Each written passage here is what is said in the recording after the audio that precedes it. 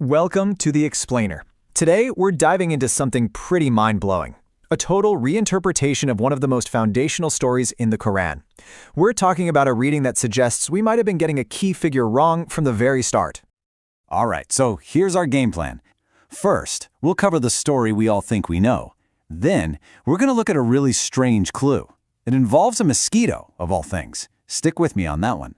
This clue is the key to unlocking the Quran's unique linguistic code. Once we have that, we can take a fresh look at Adam and finally piece together why this all matters so much. Okay, let's start on familiar ground.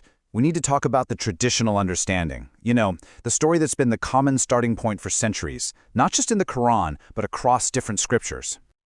So, Adam, the first man, created by God the Father of all humanity, right?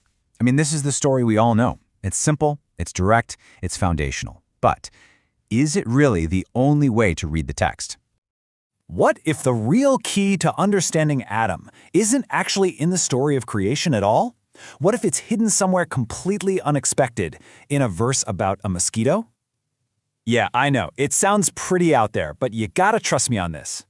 So, this is where the work of Quranic scholar Dr. Hani comes in. He argues that if you really want to grasp who Adam is in Surah Al-Baqarah, you have to start somewhere else entirely. You have to decode verse 26 of that same chapter first. Think of it like a prerequisite, or maybe even the Rosetta Stone that unlocks everything else. Now, if you just read the verse with the traditional translation, it seems pretty simple, right? It says God isn't shy about using an example, even something as small as a mosquito. It seems to be a lesson about God's power, that he can use even the tiniest creatures to make a point, a lesson in humility. But then you see Dr. Hani's analysis and, whoa, it's a complete shift. The mosquito is just gone, and in its place, a description of groups among the children of Israel who are inciting disagreement. So you have to ask, how on earth do you get from a mosquito to that? Well, this incredible change doesn't just come out of nowhere. It's the result of applying a very strict methodology. The core idea is this. You have to let the Quran define its own terms. You treat it like it has its own built-in, self-contained dictionary. So how can mosquito suddenly mean inciters of disagreement? The entire puzzle revolves around one Arabic word, balda. Now, for centuries, the translation has been mosquito. But what if that's a mistake? What if the word isn't about the insect itself, but about what the insect does? Exactly. So when you analyze Bauda using only the Quran's internal system, you find it's built from a root word meaning to fragment or to bite. It's not about the bug, it's about the function, the biting, the agitating, the dividing. Dr. Hani shows that the Quran uses this term specifically for groups that create division and are themselves divided. The process is pretty clear. You isolate the term, you break down its roots and structure, and then you cross-reference it every other time it's used in the Quran to build a consistent meaning.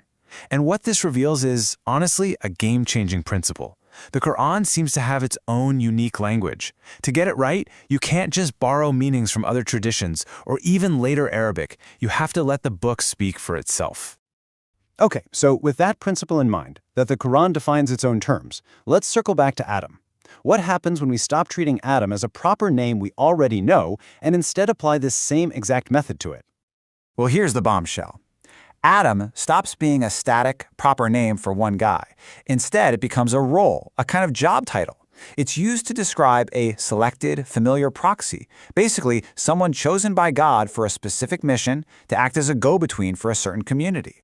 Dr. Hani has this fantastic analogy. He says Adam is like the variable x in a math textbook. Its value changes depending on the chapter. And that's exactly the idea here. Adam is a placeholder, a variable.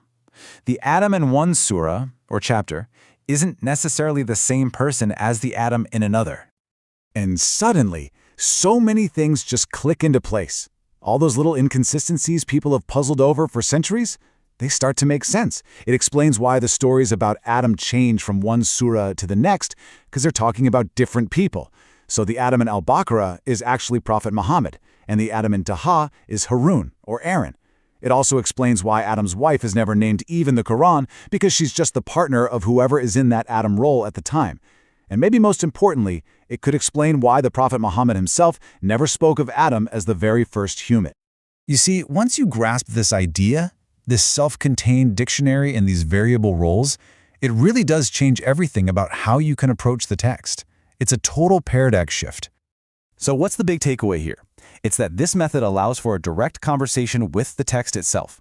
It lets the Quran reveal its own layers of meaning without us forcing our assumptions onto it from other places. It paints a picture of a book that is incredibly consistent and precise on its own terms, in a way we maybe haven't seen before. And that leaves us with a final, really provocative question. If the Quran has its own keys to unlock its meaning, why should we ever limit our understanding based on what other, potentially corrupted scriptures claim? It's a challenge, really. It challenges all of us to think about what we might find if we just read the book on its own terms.